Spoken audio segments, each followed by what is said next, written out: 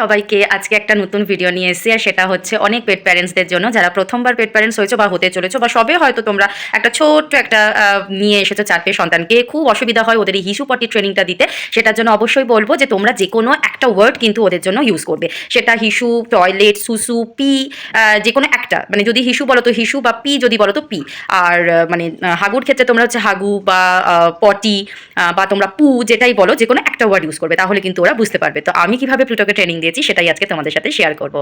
হিসু করে নাও, হ্যাঁ যাও হিসু করো, হ্যাঁ হিসু করে নাও, হিসু করো, হ্যাঁ করো, হ্যাঁ।